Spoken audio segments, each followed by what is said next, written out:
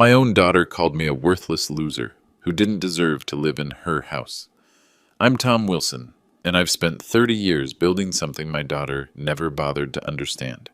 She demanded my $3 million beach house for her billionaire boyfriend, posted about it on Instagram for 500,000 followers to see, and gave me 24 hours to pack my junk and get out. What she didn't know was that I didn't just own that house. I owned the one she thought was hers too, and by sunrise both were gone. I didn't argue, I didn't shout. I just picked up my phone and made 3 calls. If you're watching this, please subscribe and let me know where you're watching from, because this story starts 3 decades ago, when I made a promise to myself about the difference between giving someone everything and teaching them to value anything. That promise would cost my daughter more than she ever imagined. Most people look at me and see exactly what my daughter Emma sees. A guy in his mid-50s who drives a 15-year-old Ford pickup with faded blue paint and 180,000 miles on it. Someone who shops at Walmart for $12 flannel shirts and brings $15 wine to dinner parties where everyone else drops $300. Emma Wilson Hayes, 28 years old, 500,000 Instagram followers, and absolutely convinced that her old man is an embarrassment. "Dad, you literally look homeless," she told me last month when I showed up to her birthday party. "Bradford's friends are going to think I come from nothing." Bradford Hayes III, real estate dynasty heir, $200 million family empire, drives a $350,000 Lamborghini and wears watches that cost more than most people's cars. The first sign I was losing my daughter happened 6 months ago. She started referring to my Malibu beach house as the family property in conversations, then my future inheritance, then just my house. "When Bradford and I get married, we'll obviously need the beach house," she announced over dinner. "You can move into something smaller." More appropriate. Appropriate. That word stuck with me. The second sign came when she posted an Instagram story from my living room. The caption read, "Dealing with family drama." Some people just don't understand their place anymore. The comments were brutal, her followers calling me a boomer dad who was holding back her success. One person wrote, "Girl, just take what's yours. Old people don't need beach houses." Emma screenshotted the worst comments and sent them to me. See? Even strangers get it. I never responded to those texts. I just saved them. What Emma doesn't know is that I've been watching her Instagram stories for months. Watching her show off the penthouse apartment I pay $8,000 a month for. The $35,000 Hermes bag I bought for her graduation. The $95,000 Range Rover lease that comes out of my account every month. In her world, she earned all of it. I was just the lucky guy who inherited one house and somehow managed to keep paying for her lifestyle. "My dad's kind of a fixer-upper person," I heard her tell Bradford's mother at a charity event last spring. "Blue-collar background. He tries his best, but he doesn't really understand how things work in our social circle." Our social circle, as if she built the foundation she was standing on. Bradford found this charming, apparently. "It's so authentic," he told his friends within earshot of me. "Emma's keeping it real despite her advantages. Her advantages. The ones that apparently materialized out of thin air. But the breaking point wasn't the comments or the dismissal or even the entitlement. It was what happened 3 weeks ago when Emma brought Bradford to the house for dinner. They walked in like they owned the place. Bradford immediately started measuring walls with his eyes, talking about maximizing the ocean view and updating the finishes. "The kitchen needs a complete gut renovation," Emma agreed. "Maybe we can get started on plans while I'm still here, in my own house." "Dad," Emma said as they were leaving, "Bradford and I have been talking. We're ready to take over the property management. You've done your part, but it's time for people who understand real estate to handle things. People who understand real estate." I nodded and said nothing. That night, Emma had no idea what she'd just triggered. The text message came at 7:30 the next morning. "Dad, Bradford and I have decided. We need you out of the beach house by next Friday.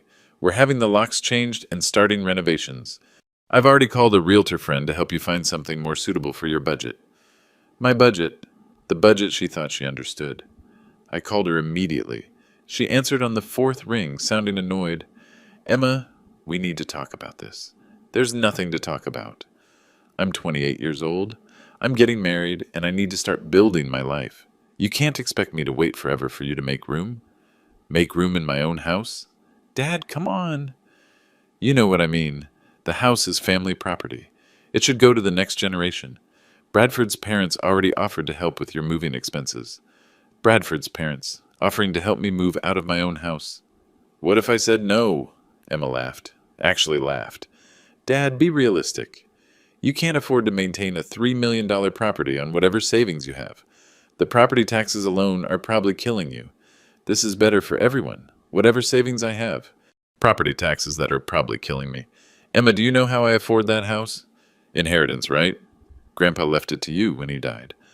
Look, I'm grateful for what you've provided, but I need to think about my future now. Bradford and I have actual plans, as opposed to whatever I've been doing for the past 30 years. What happens if I refuse to leave?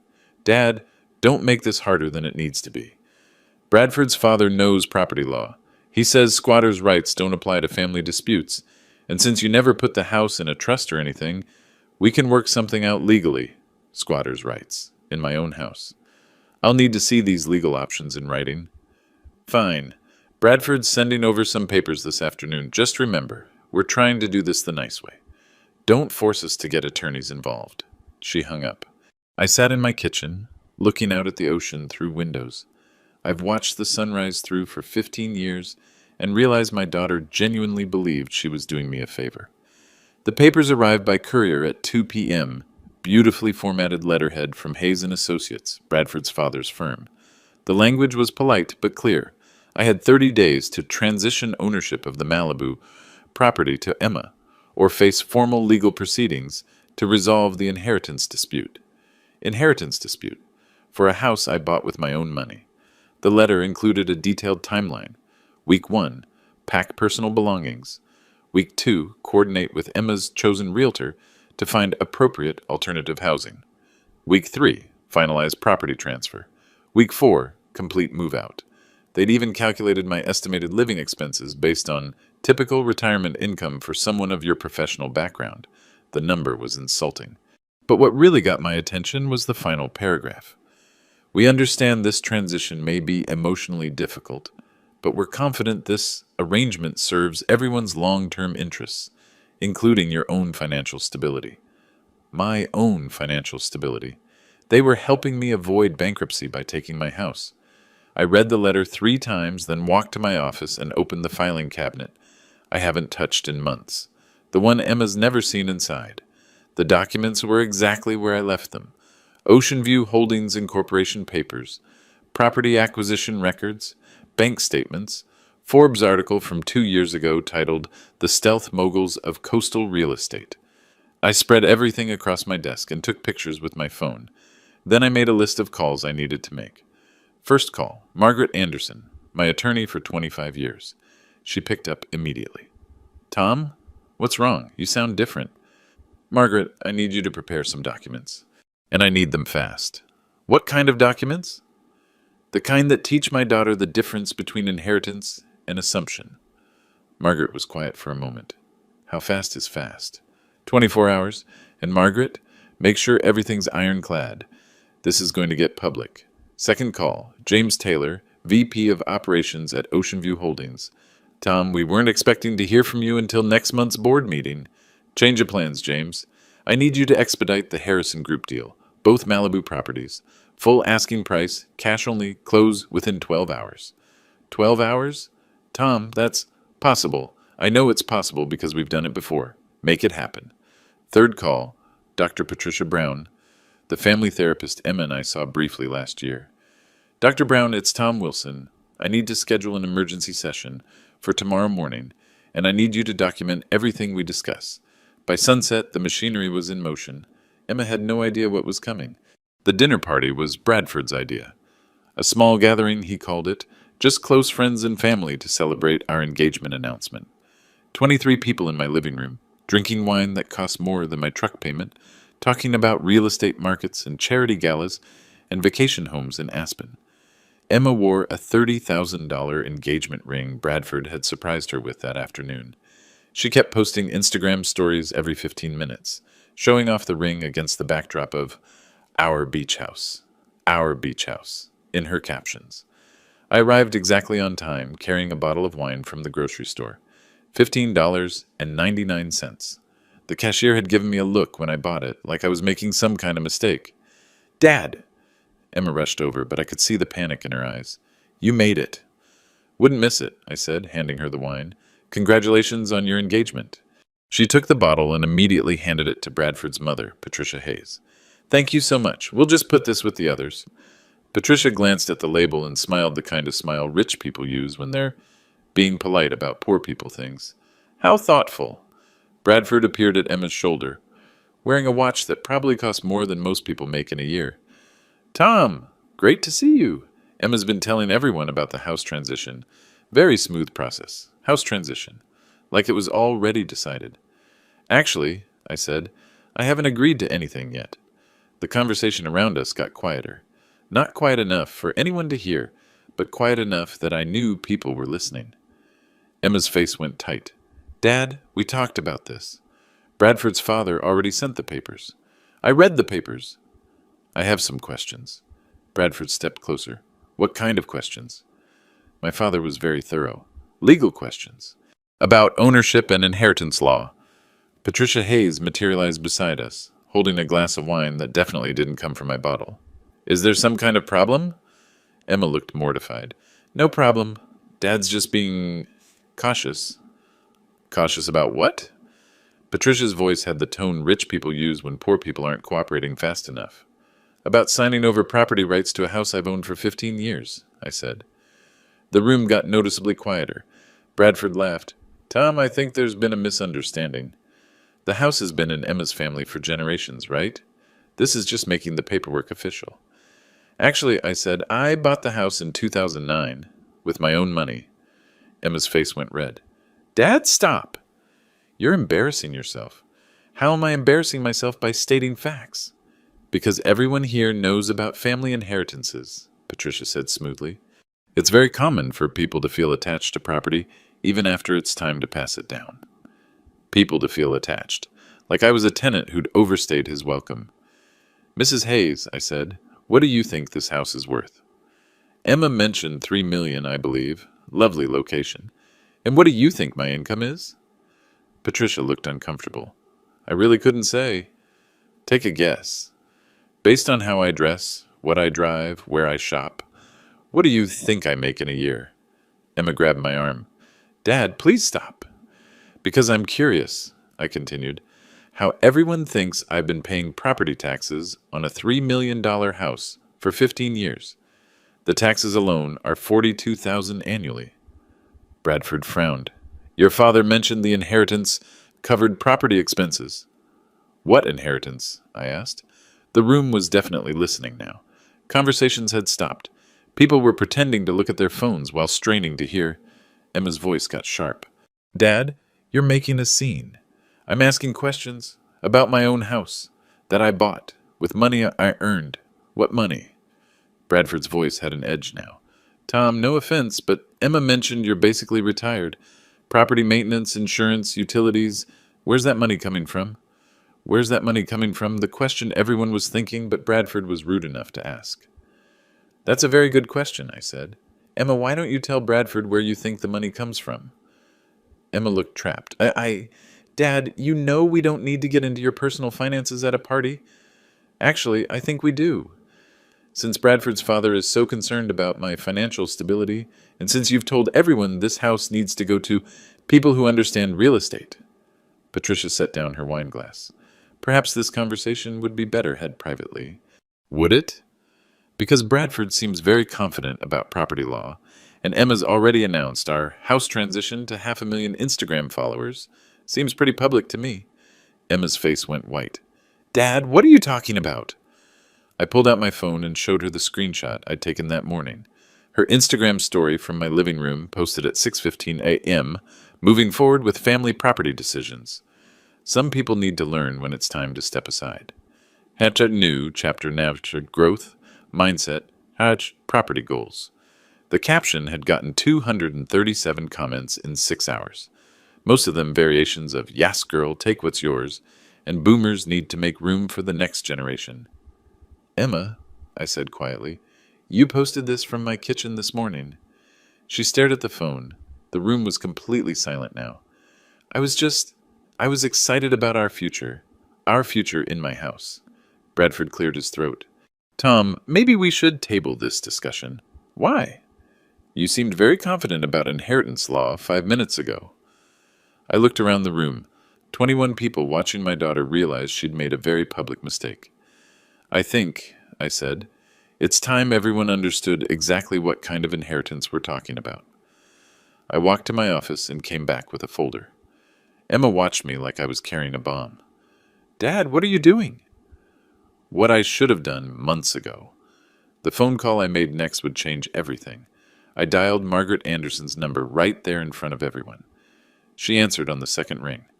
Margaret, it's Tom. I need you to walk me through something. In front of witnesses.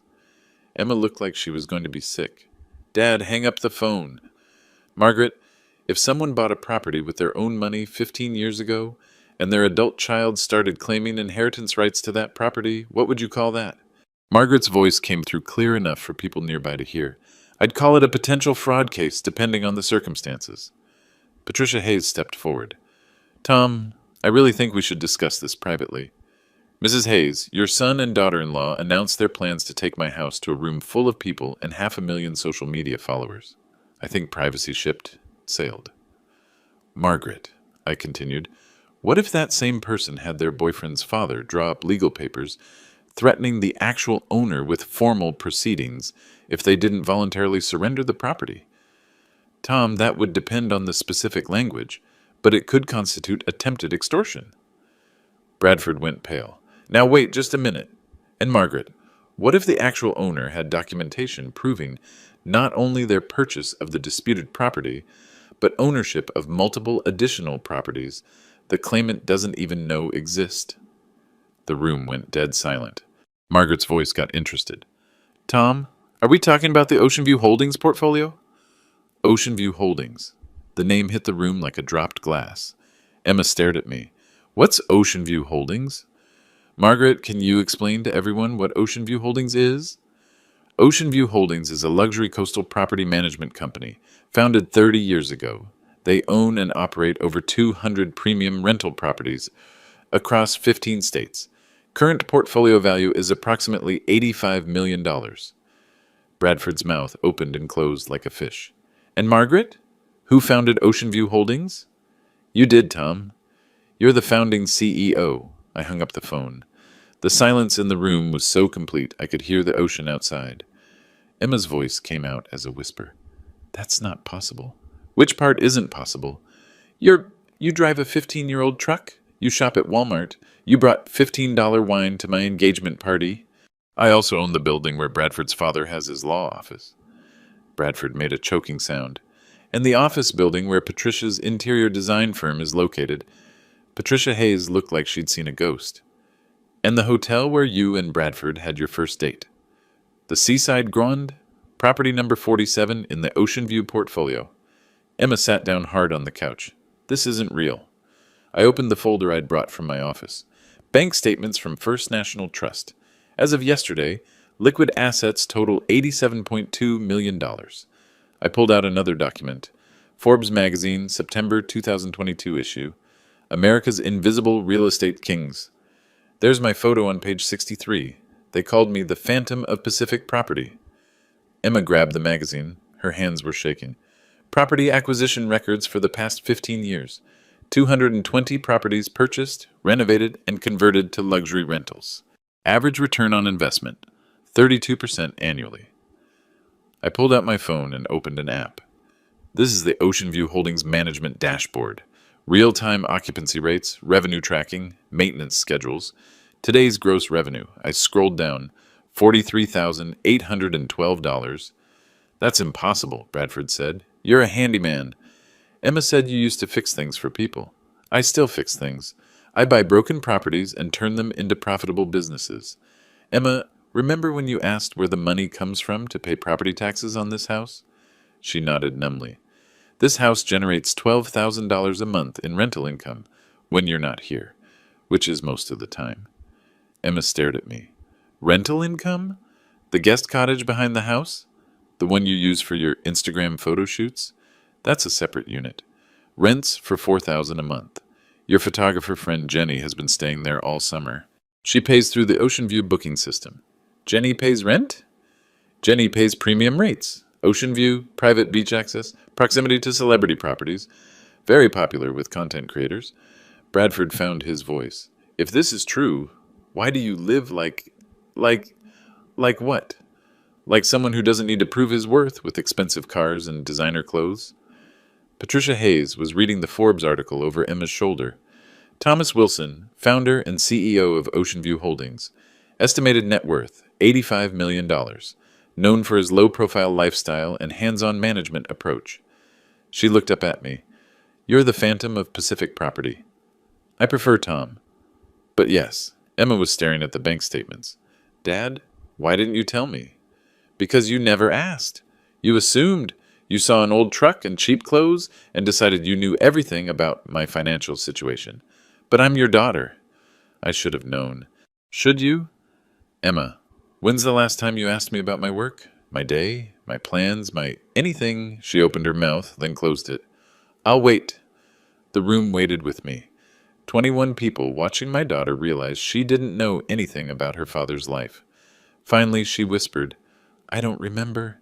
Neither do I said. What she found on my desk that morning nearly broke her. Emma left the party without saying goodbye. She took Bradford with her, both of them looking like they'd been hit by a truck. The remaining guests found excuses to leave within 20 minutes, and by 10 p.m. I was alone in my house with 23 empty wine glasses, and the satisfaction of watching entitled people realize their assumptions had consequences. At 11:30 p.m., my phone started buzzing with Instagram notifications. Emma had gone live. I opened her Instagram and found myself watching my daughter have a complete meltdown in real time. She was in her Range Rover, parked somewhere I didn't recognize, with tears running down her face and her 500,000 followers typing rapid-fire comments. You guys, I don't even know where to start. My whole life has been a lie. My dad, my DAD, has been pretending to be poor this entire time. The comments exploded. What? OMG, Emma, tell us everything. Like, he's apparently worth $85 million. $85 million. And he let me think he was some broke retiree who could barely afford his property taxes. More comments. That's insane. Why would he hide that? Rich dads are the worst. Emma wiped her nose with the back of her hand. He owns like 200 properties. He's been in Forbes magazine. Forbes! And I've been paying for dinners because I thought he couldn't afford them. The viewer count was climbing. 43,000 people watching my daughter publicly humiliate herself. And the worst part? He's been charging people rent to stay in our house. Our house. Like Jenny, my photographer, she's been paying $4,000 a month to stay in the guest house. $4,000, and my dad never told me. Bradford appeared in the frame, looking defeated. Babe, maybe you shouldn't. No, Bradford. My followers deserve to know what kind of family they're supporting. My dad deliberately deceived everyone. He made me look like an idiot in front of your parents. 48,000 viewers now. And you know what else? He's been testing me this whole time, watching me make assumptions about his money, letting me plan my future around inheriting his house, and just waiting for me to reveal what kind of person I really am. She was sobbing now. And I failed. I completely failed. I tried to steal my own father's house because I thought he was too poor and too stupid to stop me. The comments were split between sympathy and shock. Some people defending Emma. He should have told you. Parents shouldn't test their kids like that. Others were brutal. You tried to steal his house. This is what entitlement looks like. Your dad sounds like a legend. Bradford's dad sent legal papers to my father. Legal papers, threatening him if he didn't give up his own house. And my dad just let us do it. He let us make complete fools of ourselves. 52,000 viewers. Bradford tried again. Emma, please turn off the camera. Why? So we can pretend this didn't happen? So I can go back to posting about my perfect life while my dad thinks I'm a greedy, entitled brat? She looked directly into the camera. Because that's what I am. I'm exactly the kind of person who would try to steal her father's house because she thought he couldn't afford a lawyer to stop her. The comments were getting nastier. This is so cringe. Delete this while you still can. Your dad dodged a bullet. R.I.P. your reputation. You know what the really sick part is? He pays for everything. Everything. My apartment, my car, my credit cards, my lifestyle. And I convinced myself that I deserved it because he was just some lucky guy who inherited a house. 57,000 viewers. I posted this morning about family property decisions and people needing to step aside. I told 500,000 people that my poor old dad needed to make room for the next generation, and all those people cheered me on because they thought I was taking back what was mine. She held up her phone, showing the morning's Instagram story. Look at these comments. Look what I encouraged people to say about my father. The comments on her live stream were getting worse. Emma, this is painful to watch. Girl, stop. Your career is over. This is actually sad. 23 people watched me try to humiliate my dad tonight, and instead I humiliated myself, in front of Bradford's family, in front of everyone who matters in our social circle. Bradford was pleading now. Emma, please, end the stream. Bradford, your parents think my dad is a deadbeat. Your father tried to intimidate him with legal threats. Your mother offered to help pay his moving expenses because she thought he was too poor to afford them himself. 61,000 viewers. And my dad just stood there and let it happen. He could have stopped it at any time. He could have pulled out his Forbes article or his bank statements or his business cards, but he didn't. He let us reveal exactly who we really are. Emma looked exhausted. He let me show 500,000 people what I'm really like when I think no one important is watching. The comments had turned sympathetic again. Emma, you're having a breakdown. Please get help. Call your dad. This isn't healthy. I don't know how to fix this. I don't know how to apologize for trying to steal someone's house. I don't know how to explain to my followers that everything I've posted about my life has been built on lies. She wiped her eyes. My dad owns the hotel where Bradford and I had our first date. He owns the building where Bradford's father works. He probably owns half the places I've tagged on Instagram. The viewer count hit 64,000, and I called him worthless. I called him a loser. I told him he didn't deserve to live in his own house. Emma looked directly into the camera one last time. If you're watching this, Dad, I'm sorry. I'm so sorry. And I understand if you never forgive me. She ended the stream. 64,000 people had watched my daughter destroy her own reputation in real time. By sunrise, the life she knew was over. Emma showed up at my house at 6:15 the next morning. I was drinking coffee on the deck, watching the sunrise, when I heard her Range Rover in the driveway. She looked like she hadn't slept. Her Instagram Live breakdown had been clipped and shared across every social media platform by people who couldn't believe what they'd witnessed. TikTok compilations, Twitter threads, YouTube reaction videos. My daughter's meltdown had gone viral in the worst possible way. Dad? I turned around. Emma was standing in the doorway, still wearing yesterday's clothes, holding her phone with a cracked screen. Can we talk? Of course. She sat down across from me, looking out at the ocean. How long have you been awake? Since 4. I always watch the sunrise. Every day? Every day I'm here. For 15 years. Emma was quiet for a long time. Then, Dad, I need to ask you something, and I need you to tell me the truth. Okay. Last night, when you showed everyone those documents and talked to your lawyer and pulled out the Forbes article, was any of that planned? I sipped my coffee. What do you mean? I mean, did you know Bradford and I were going to try to take the house? Did you let us do it so you could humiliate us in front of everyone? Emma, did you plan to try to take my house? No, Yes, I mean, we thought it made sense. When did you start thinking it made sense? She looked at her hands. When Bradford's parents suggested it. They said you were probably struggling financially and too proud to ask for help. They said the responsible thing would be to take over the property management before you got into real trouble. And you believed them? I wanted to believe them. It felt like taking care of you, like being the adult for once. I set down my coffee cup. Emma, how much do you think it costs to maintain this house? I don't know. A lot? Take a guess. 10,000 a month? Closer to 15. Property taxes, insurance, utilities, maintenance, landscaping, security system, plus the guest house management, cleaning services for rental turnovers, and repairs. Emma stared at me. You've been paying $15,000 a month for 15 years? More. Some months. Less. Others. Depends on what breaks. That's almost $3 million. 2.7 million, actually. I keep detailed records. Emma pulled out her phone and opened her calculator app. Her fingers were shaking as she typed. Dad, if you've spent almost $3 million just maintaining this house, how much money do you actually have? More than 3 million. How much more? I stood up and walked to my office. Emma followed. The documents from last night were still spread across my desk, but I opened a different filing cabinet. This one was full of folders, organized by year and property type. These are the acquisition records, I said, pulling out a thick folder marked 2009 to 2012. But I started Ocean View Holdings in 1994 with a $40,000 down payment on a foreclosed duplex in Venice Beach. Emma picked up a property deed, 38 Windward Avenue, purchase price $160,000. That duplex is worth $1.2 million today.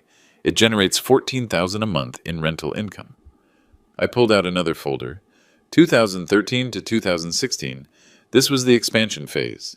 27 properties acquired, all foreclosures or distressed sales. Average purchase price $400,000. Current average value $1.8 million. Emma was reading property deeds like they were written in a foreign language. Dad, how many properties do you own? As of yesterday, 220.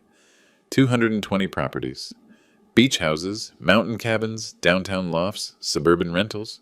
Ocean View Holdings has properties in California, Oregon, Washington, Nevada, Arizona, Colorado, Utah, Hawaii, Florida, North Carolina, South Carolina, Carolina, Georgia, Virginia, Maryland, and Massachusetts. Emma sat down hard in my desk chair. How is that possible? Compound interest, reinvestment, and a lot of very long days. I pulled out a laptop and opened the Ocean View Holdings management portal. This is our booking system. It handles reservations, payments, maintenance requests, and guest communications for all 220 properties. The screen showed a real-time dashboard.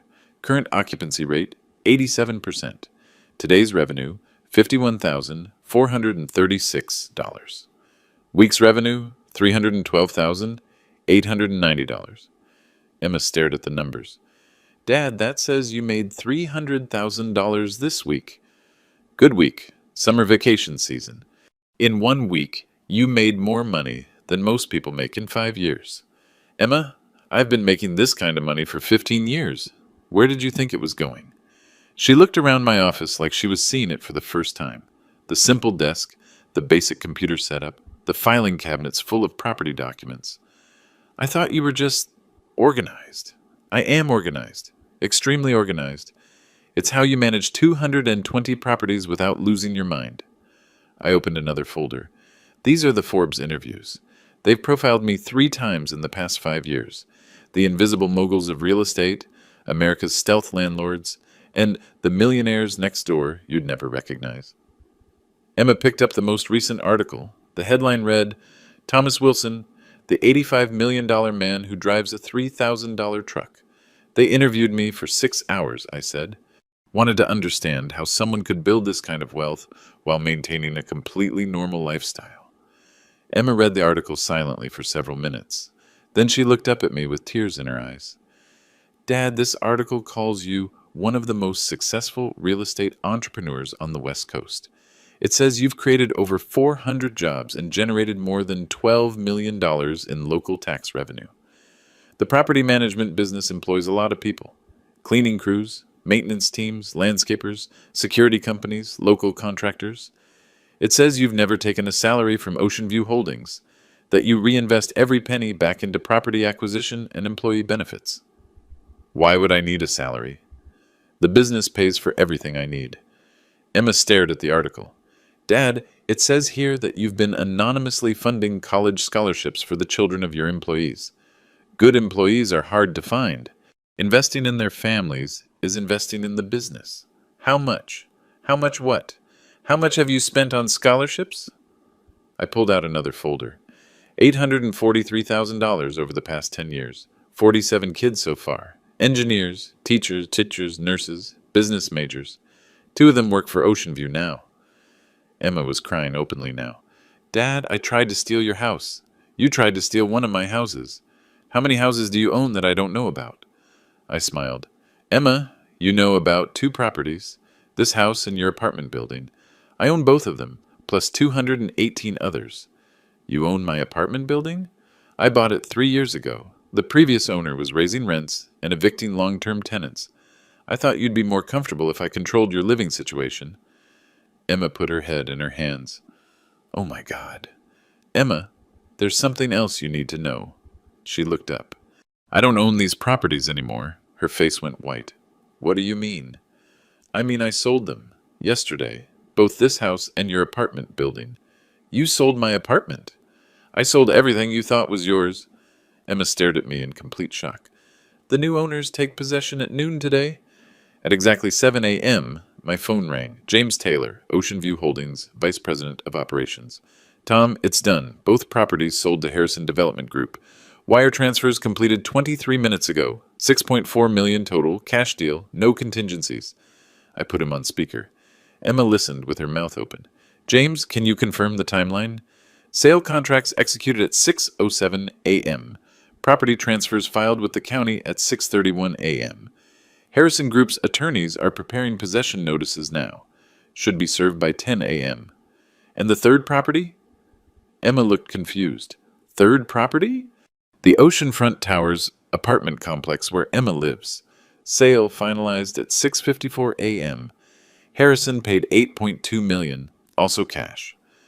Emma stood up so fast her chair fell over. You sold my apartment building? Harrison Development Group is Bradford's family's biggest competitor, James continued. They were very motivated to acquire prime coastal properties, especially ones that have been off-market for years. I smiled. James, can you explain to Emma what Harrison plans to do with the properties? Complete renovation and repositioning. The beach house will become a private corporate retreat center. The apartment building will be converted to luxury condos with a 60-day tenant relocation timeline. Emma grabbed my arm.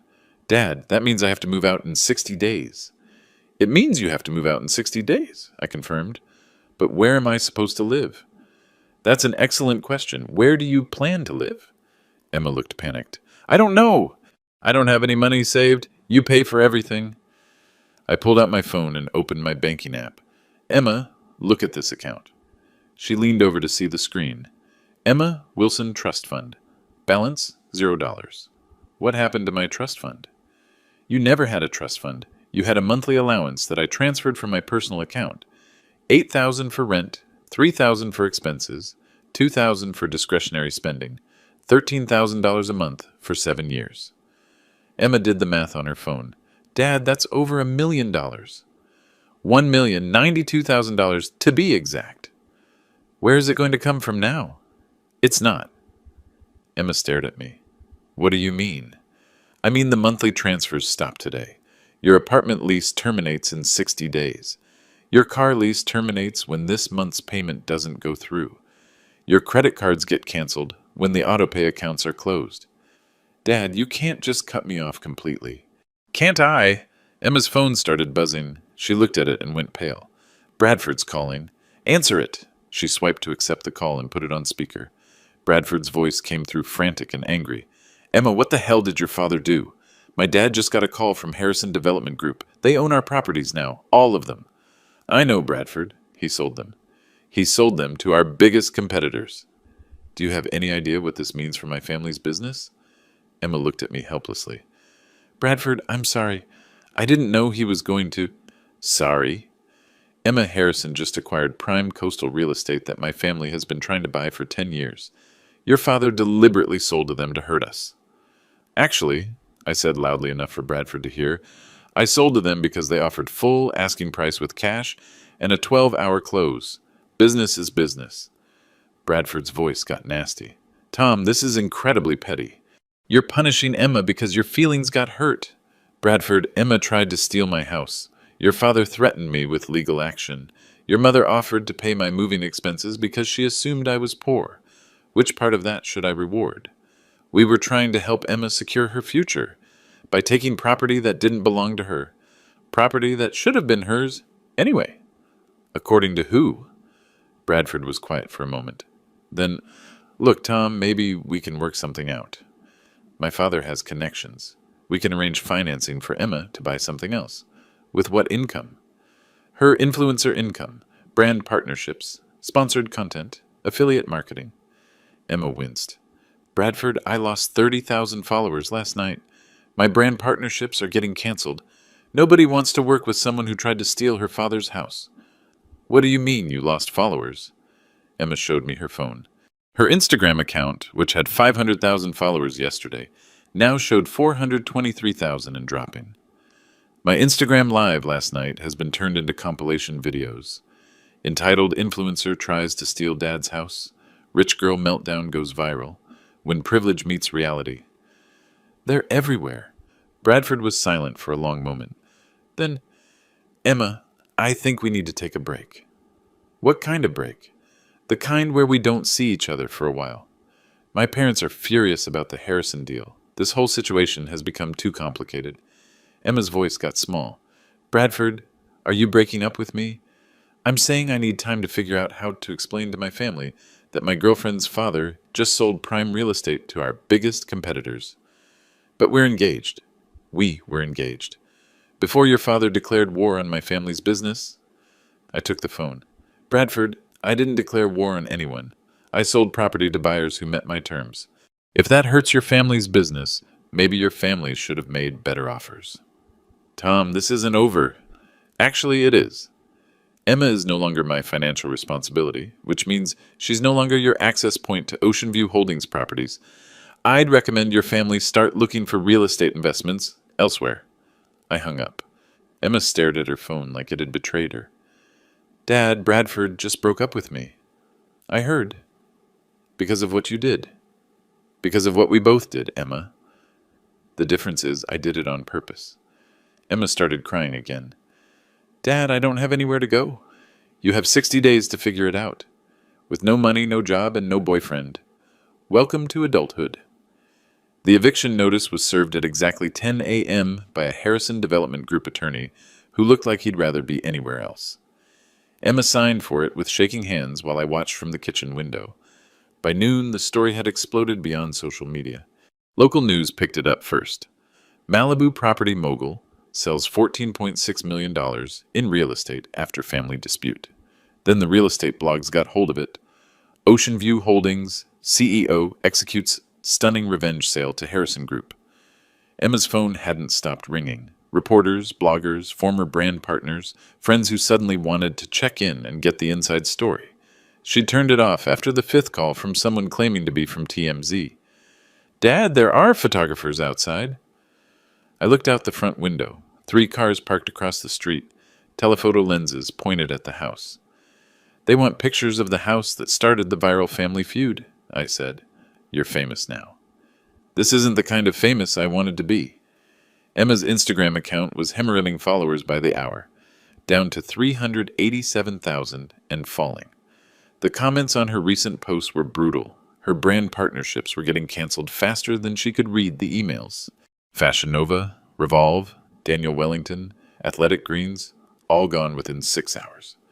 Dad, Sugar Bear Hair, and Sugar Bear just terminated my contract. They said I'm no longer aligned with their brand values. What were your brand values when you tried to steal my house? Emma winced. I wasn't thinking about brand values. I don't know what I was thinking about. You were thinking about what you wanted. And you assumed you could take it. Emma's phone buzzed with a text from her assistant. Sophia says Revolve wants their clothes back. All the clothes they sent for content creation. They're sending a courier. How much clothing is that? Maybe $15,000 worth? I have to return everything I haven't posted yet, and some stuff I have posted. I watched Emma start gathering designer pieces from her closet. Dresses, shoes, handbags, all tagged with little paper labels indicating which brand sent them. Emma, how much of your wardrobe actually belongs to you? She stopped folding a jacket. What do you mean? I mean, how much of the clothing in your closet did you buy with your own money? Emma looked around her room like she was seeing it for the first time. I don't know. Most of this is brand partnerships or things you bought me. Show me something you paid for yourself. Emma searched through her closet for several minutes. Finally, she held up a pair of jeans. These. I bought these at Target 2 years ago for $39. Anything else? She kept looking. Found a sweater from H&M, some underwear, a few t-shirts. Total value, maybe $200. Emma, You're 28 years old, and you own $200 worth of clothing that you actually paid for. Everything else was free or gifts. Nothing is free. Someone always pays. Emma sat down on her bed, surrounded by piles of clothes that had to go back to companies that no longer wanted to be associated with her. Dad, I don't know how to live without money. Most people figure it out. Most people didn't grow up with a secret millionaire father. Most people don't try to steal their father's house either. Emma's phone buzzed again. This time it was a call from her best friend Madison. Oh my God, are you okay? I just saw the news. Emma put it on speaker. Which news? All of it. The Instagram Live, the property sale, the breakup with Bradford. It's everywhere. People are calling it the biggest influencer meltdown of the year. Madison, I don't know what to do. Babe, you need to disappear for a while. Let this blow over. Maybe go stay with your dad until things calm down. Emma looked at me. Madison, I can't stay with my dad. He sold the house. He sold your house? He sold both houses. And my apartment building. I have to move out in 60 days. Madison was quiet for a moment. Em, do you need a place to stay? I don't have any money. Dad cut me off completely. What do you mean, cut you off? I mean no more allowance, no more credit cards, no more anything. I have like $300 in my checking account. Oh, shit. And Bradford broke up with me, and all my brand partnerships are getting canceled, and I'm probably going to be internet famous for all the wrong reasons for the next 6 months. Madison's voice got careful. Em, maybe you should apologize to your dad. I tried. He's not listening. I spoke up. Emma, I'm listening. I'm just not rescuing. Dad, what's the difference? The difference is that listening means I hear you. Rescuing means I fix your problems for you. I'm done fixing your problems. Emma started crying again. But I don't know how to fix them myself. Then you'd better learn. By evening, the story had made national news. CNN ran a segment called When Family Money Goes Wrong. Fox Business did a piece on millennial inheritance expectations. From the New York Post ran the headline, Daughter demands dad's $3 million house, gets evicted instead. Emma's Instagram story meltdown had been viewed over 2 million times across all platforms. Someone had made it into a TikTok sound that was trending with videos of other people's family drama. She'd become a cautionary tale about entitlement and assumptions. Dad, I'm going to be remembered forever as the girl who tried to steal her dad's house. That's up to you. What do you mean? I mean, you can be the girl who tried to steal her dad's house, or you can be the girl who learned something from trying to steal her dad's house and became a better person. Emma looked at me. How do I become the second one? You start by figuring out how to live on $300 until you can earn more. Emma stared at her bank account balance on her phone. Dad, how long do I have to do this? As long as it takes. 3 weeks later, Emma showed up at my house again. But this time she looked different. She was wearing the Target jeans and H&M sweater, the only clothes that actually belonged to her. Her hair was in a simple ponytail, no professional styling. Her nails were unpolished. She looked like a normal 28-year-old instead of a professional influencer. Dad, can we talk? Of course. She sat down across from me on the deck. Same spot where we'd had our conversation 3 weeks ago. But everything felt different. I got a job. Oh? Coffee shop in Santa Monica. Minimum wage, but it's something. I start Monday. How did you find it? I walked in and asked if they were hiring. Turns out it's that simple when you're not too proud to work. Emma pulled a folded piece of paper from her pocket. I also wrote something. I wanted to read it to you. Okay. She unfolded the paper. Her hands weren't shaking anymore. Dad, 3 weeks ago I tried to steal your house because I thought I deserved it more than you did. I thought you were a failure who got lucky, and I was a success who got cheated. I was wrong about everything. She looked up at me, then back at the paper. I spent 28 years taking everything you gave me and never once asking what it cost you. Not just money, time, energy, choices you didn't make because you were busy taking care of me. I never said thank you because I thought you owed me everything. Emma's voice got steadier. I learned something these past 3 weeks. I learned that I don't know how to do anything. I can't budget money because I never had to think about money. I can't cook because I always ordered delivery. I can't clean because I always had cleaning services. I can't solve problems because you always solved them for me. She folded the paper and looked at me directly. I'm not asking you to take me back. I'm not asking for money or help or anything else. I'm asking for a chance to learn how to be someone you could be proud of. Emma, what does that look like? I don't know yet, but I know what it doesn't look like. It doesn't look like trying to take things that aren't mine. It doesn't look like expecting other people to pay for my choices. And it doesn't look like treating you like you owe me something just because you're my father. Emma stood up. I know you probably can't forgive me. And I know saying sorry doesn't fix what I did. But I wanted you to know that I understand now why you did what you did. What do I understand? You didn't punish me. You taught me. You showed me what my choices actually cost. And you gave me a chance to learn who I am when nobody's paying my way. I looked at my daughter, really looked at her. For the first time in years, I saw someone I recognized. Emma, would you like to have dinner next week? Her face lit up. Really? Really? But you're paying, she laughed. Dad, I make minimum wage now. Then we're going somewhere that serves minimum wage food. Deal. Emma headed toward the door, then turned back. Dad, thank you for everything, even the hard parts. Especially the hard parts. After she left, I sat on my deck and watched the sunset. Tomorrow I'd start looking for a new house. Something smaller, simpler. Something that felt like home instead of an investment. But tonight, for the first time in years, I felt like I'd done something right as a father. If you're watching this story, let me know in the comments where you're watching from. And remember, sometimes the greatest gift you can give someone is the chance to earn what they thought they deserved.